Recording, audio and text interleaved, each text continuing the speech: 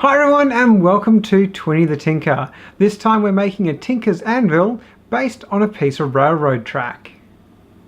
Now I have a confession to make.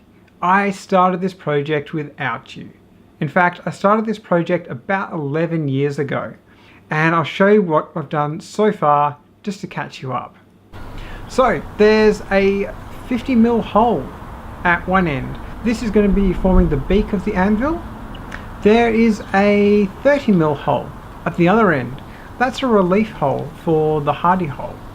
And the hardy hole is, what did I say, 12.7mm, which is half an inch. And I'll talk about why I chose that size later. Now, I also cut a bit off the front with a hacksaw. It took forever. We're using a grinder for this one, much faster. We're almost ready to start getting cutting on our anvil, but before we do that I've got to put a new blade on the grinder, and I'll show you something that I do that stops me being a twit and leaving the power on while I change discs. The key for the grinder is actually zip tied right down next to the plug, so I've got to remove that if I want to actually change a blade. Stops me being lazy, makes me be safer.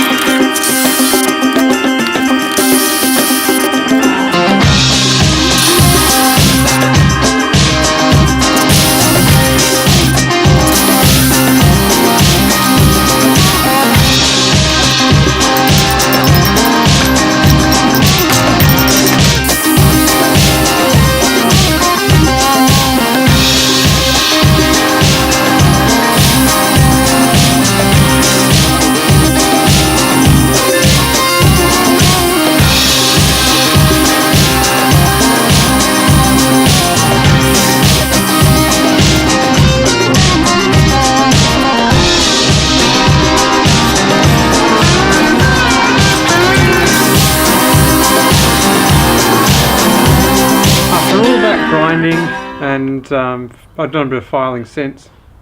The anvil is pretty much done.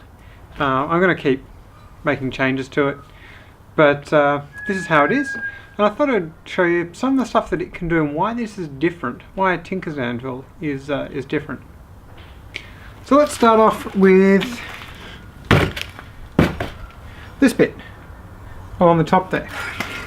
That bit there is like a hatchet stake that sheet metal workers use. And if I grab a bit of tin here, this is just a bit of an old tin can, I can hold that over that edge and get a knife, fold it over with a nice straight line.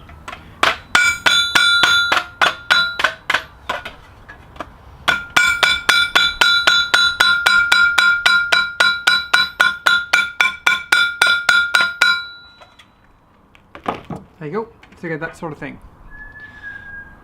That's alright. So that's one reason that I've done that. The other thing is going on with this anvil.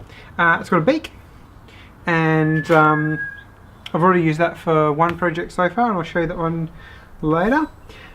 There's also this hardy hole slash pritchel hole at the back, which means that if I want to bend stuff I can chuck it in there and push sideways on it.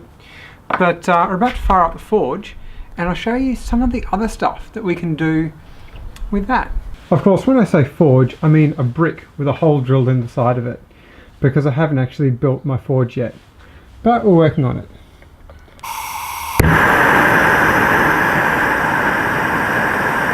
Today we're going to be reforging some nail heads. They start off like that, just commercial off-the-shelf nails. useful for restoration work. While the forge is over there heating up those nails, I just want to tell you about what we're actually going to be doing with the anvil here.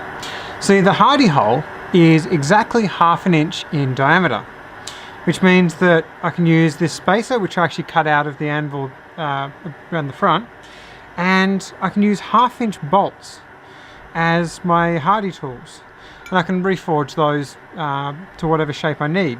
These are high tensile bolts, which means they're a little bit harder than a regular mild steel bolt. So I'll put in my spacer, put in my hardy tool, and be back in a sec with some hot nails.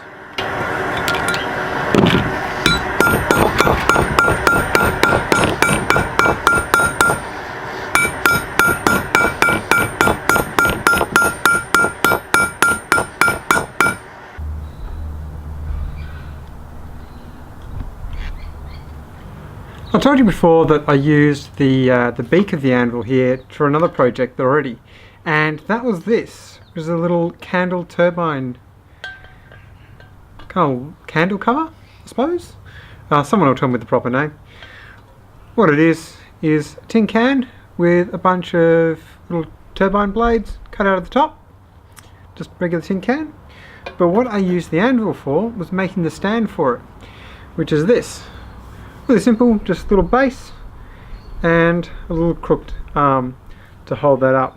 And we're making one of those in another video coming up soon. So I hope you've enjoyed that.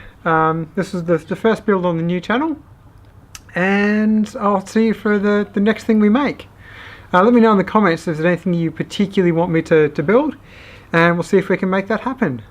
I'm Twinny the Tinker. Cheers. Bye.